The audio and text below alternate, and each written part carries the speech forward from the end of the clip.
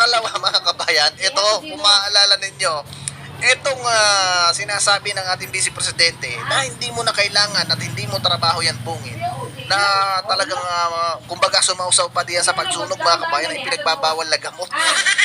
Diyan sa Kapas Tarlac mga kabayan, yan yung sa pag-uusapan natin kung totoo ba talaga mga kabayan. Yan sinunog na yan. Ay mga pideya pa mga kabayan, nakasama dyan ni Bungit na nagsunog na sinasabing ay pinagbabawal na druga. Alam niyo mga kabayan, napakagaling niyo talaga, no?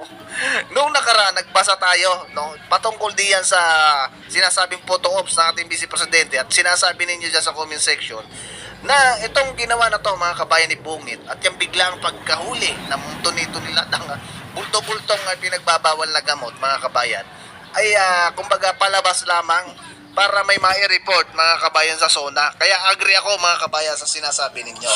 Dahil dito sa balitan lumabas na pag-uusapan din natin ay talagang totoo mga kabayan. Kaya magkakadugtong, no? Itong tanong ni Miss Eden Santos at itong balita na to patungkol din sa photo ops mga kabayan ni Bungit. Siyempre, ganun din mga kabayan si Ombudsman Martires. Ay meron din yan mga kabayan sinabi patungkol kay PRRD. Isa din yan mga kabayan sa ating babasahin, no? At siyempre mga kabayan sa mga bagong subscribers natin, maraming salamat muli, no?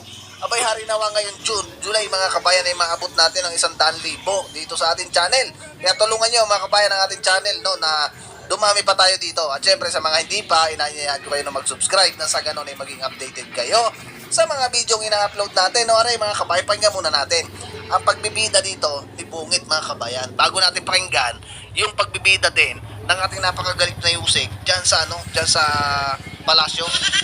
Tuloy natin mga kabayan. Oh, kita nyo, pasilip-silip pa mga kabayan, naka-face mask pa, no?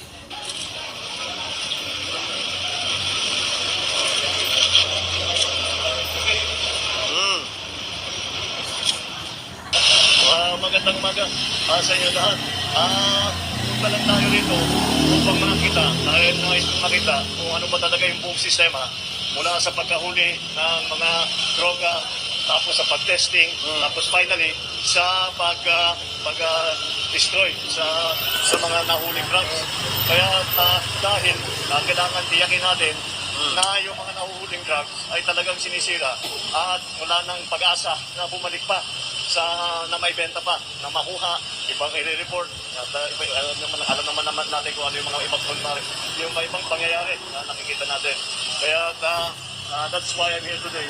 Just to see how the system works. Para very, very solid yung system natin. Ayan mga kabayan, bida ang ating Pangulo. No? Ang ating napakagaling na Pangulo ay bida diyan at sinupervise niya kung paano daw sinusunog or kung totoo ba talaga sinusunog. Ayan na nga mga kabayan, lumabas na nakita niya na talagang totoo sinusunog mga kabayan. At yan talagang naka-live pa, no? Naka-live pa yan mga kabayan yung mga pangyayari na yan. Kaso ang problema mga kabayan ay itong balita na rin. Eto mga kabayan, PTV ang naglabas niyan at nakikita niyo yan mga kabayan sa Facebook page ng PTV na Philippine State Code na yan. Basta may blue badge mga kabayan para hindi nyo masabi na fake news yung balita na yan, yung sinasabi na to.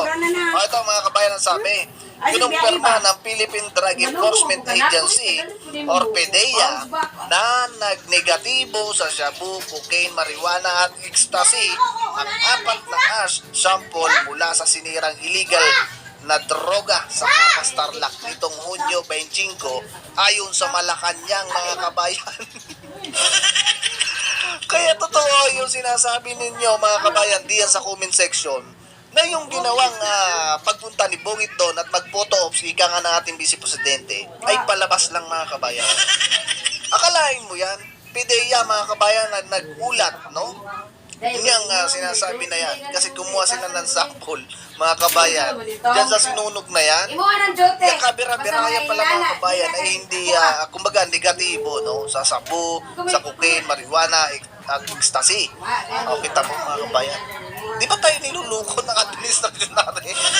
Tapos kabira-bira mga kabayan, ito ang ipagmamalaki ng ating napagaling na Yusek. Ito mga kabayan, pakinggan natin ang sabi din ng ating magaling na Yusek. Ito. Kung totoo nga, Mas pinaiting pa ng administrasyon ni Pangulong Ferdinand R. Marcos Jr. ang operasyon laban sa illegal na droga.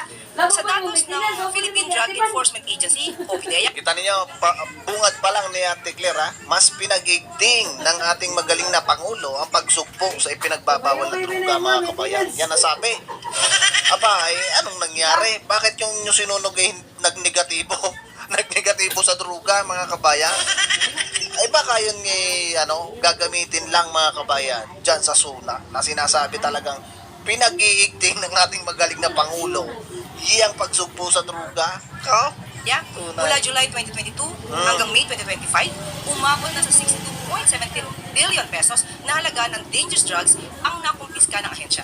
Umabot na rin Grabe, ang laki, mga kabayan. Ano? Ang laki ng pera na yun. Halaga ng droga na nasa bat. Ay, nasaan kaya yun? Bakit negatibo yung sinunog dyan sa Campus Tarlac na yun?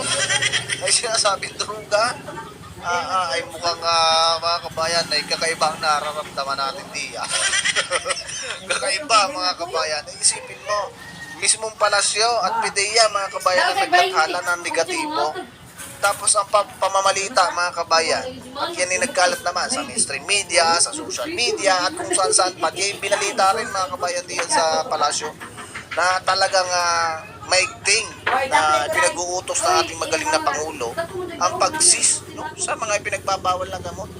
Tapos mababalitaan natin mismong PDP, mga kabayan, na nagsabi na walang substance ng ng ipinagbabawal na gamot yung nasunog.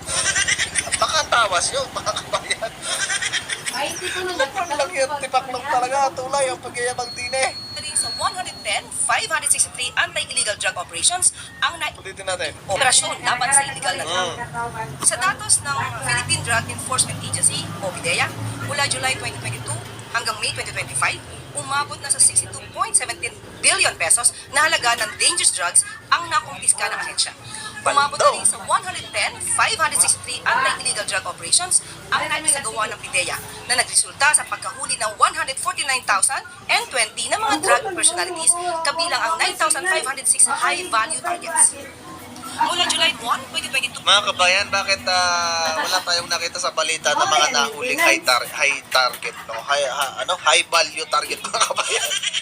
Sino kaya yung mga nahuli diyan, pinagmamalaki dito. Hindi ko nakita, mga kabayan, sa balita kung sino ba yung high value target, mga kabayan, dyan sa ipinagbabawal na gamot na yan.